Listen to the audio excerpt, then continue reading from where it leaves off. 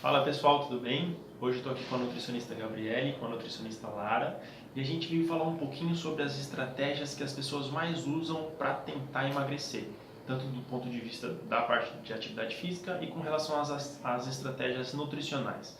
Então é muito comum que as pessoas, quando querem emagrecer, elas param de comer carboidratos e elas tendem a diminuir muito a quantidade de calorias que elas ingerem. E junto com isso também há uma tendência de começar a querer fazer muito exercício, por exemplo, que é muito comum, são os exercícios aeróbicos. Então eu sempre ouço assim: Luiz, primeiro eu quero emagrecer para depois ganhar músculo e definir. Então eu vou começar uma dieta e vou tentar fazer bastante aeróbico. E aí depois eu tento recuperar. Então, já adiantando da minha parte, quando a gente faz muito exercício aeróbico e deixa a parte muscular de lado, isso traz alguns prejuízos em alguns casos, porque isso pode desacelerar o nosso metabolismo.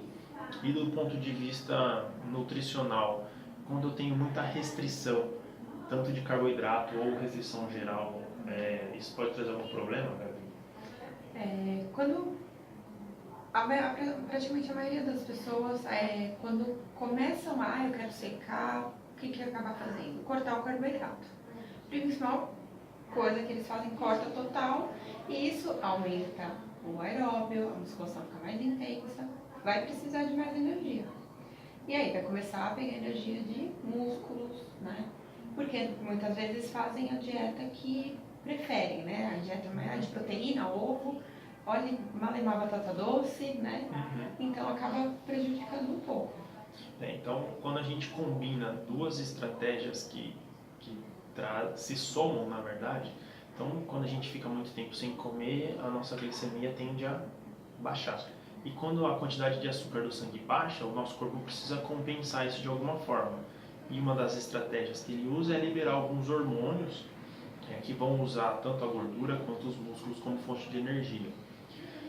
Quando eu faço exercícios aeróbicos que também vão usar essas fontes de energia, com essa restrição calórica, tanto da quantidade total quanto da quantidade de carboidratos, esses hormônios que o meu corpo libera, eles ficam aumentados.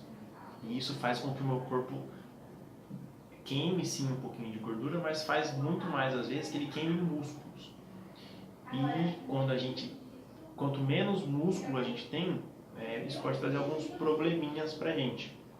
O que pode ser comprometido no processo de emagrecimento quando a gente passa a ter menos, quando a gente começa a ter menos músculos, isso pode trazer alguma dificuldade extra para o processo de emagrecimento em si? Então, quando a gente acaba exagerando na questão da quantidade de exercícios e restringindo alguns grupos alimentares, principalmente o carboidrato, a gente tem essa perda de massa magra, como a Gabi já falou, e então faz com que a gente diminua a quantidade do nosso peso magro. E nem é essa a intenção que a gente tem quando a gente entra com um protocolo com o paciente de exercício e alimentação, ainda que seja com o objetivo de emagrecimento. Então, quando a gente perde a massa magra, acaba ficando mais difícil da gente conseguir concluir o processo e chegar no objetivo final que a gente queria antes. E acaba tendo um pouco do processo meio que inverso, porque quando a gente diminui a quantidade de massa magra, a gente diminui o metabolismo também do nosso corpo. Então, quanto mais massa magra a gente tem, mais energia o nosso corpo precisa gastar para esse músculo funcionar, para ele estar ativo. Então, acaba não sendo uma boa estratégia. Entendi. Então é interessante salientar que são coisas diferentes. Perder peso e emagrecer são coisas diferentes. Então, às vezes, quando a gente adota essa estratégia de fazer bastante aeróbico, aquele treino que a gente transpira bastante, e a gente tem uma dieta que corta carboidratos, isso estimula muito o nosso corpo a eliminar mais líquidos, né? Porque quando a gente armazena carboidratos dos nossos músculos, a gente também armazena junto água.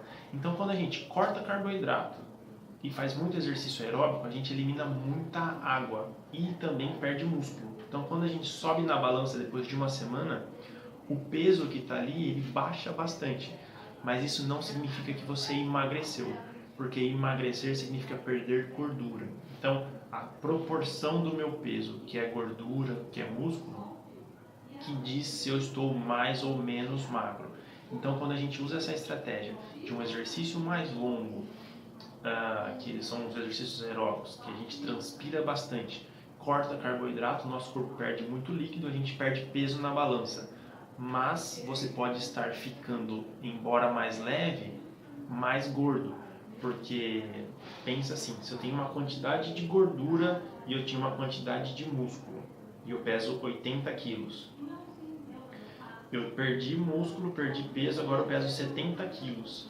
Mas eu continuo tendo a mesma quantidade de gordura, que agora é maior do que a quantidade de músculo que eu tinha.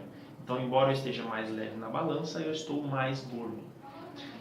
Algum momento, para alguns casos específicos, a dieta mais restritiva ou mais restrita em carboidratos pode ser uma boa estratégia?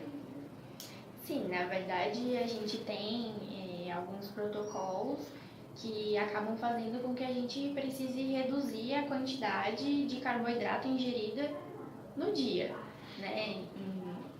Mas não é regra, então. As pessoas acham às vezes assim, cortei carboidrato, vou emagrecer. Não, o que acontece normalmente quando a gente corta o carboidrato, dia inicial, o que a gente costuma comer de carboidrato? Pão, pizza, massas. E a gente está fazendo esse tipo de alimentação, consumindo esse tipo de alimentos em excesso, né? Então não é nem o alimento em si o problema, é a frequência, a quantidade que a gente come aquilo. E quando a gente corta esses tipos de alimentos. Então a gente perde peso sim, de imediato, tanto em questão de água, né, do inchaço, e porque a gente reduz a quantidade de calorias que a gente costumava consumir no dia. Não então, é o carboidrato em si. O que todas as dietas têm em comum? Esses nomes de dietas, né? Paleo, Dukan, low carb.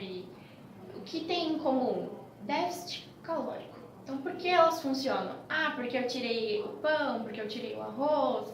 Não, é porque todas elas fazem com que você consuma menos calorias do que o habitual. E é por isso que você acaba emagrecendo.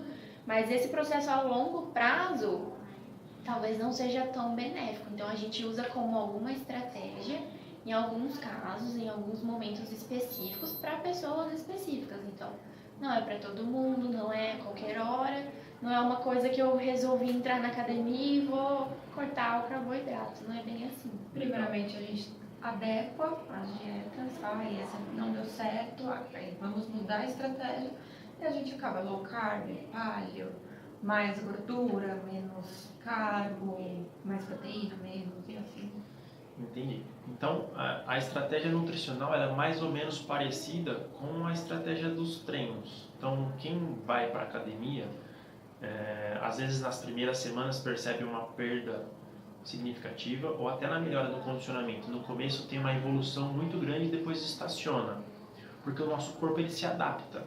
Então, o nosso corpo reage a estímulos externos. Então, quando eu começo a fazer um tipo de exercício, meu corpo se acostuma àquele exercício, àquela quantidade de carga, e para que ele continue evoluindo, eu preciso fazer ajustes nesse treino, que são às vezes mudar o tipo de exercício, mudar a quantidade de carga, a quantidade de séries, de repetições, o tempo de descanso entre as séries. Então, quem treina sabe que normalmente a cada períodos é preciso fazer um ajuste no estímulo dos treinos para que você continue tendo resultados.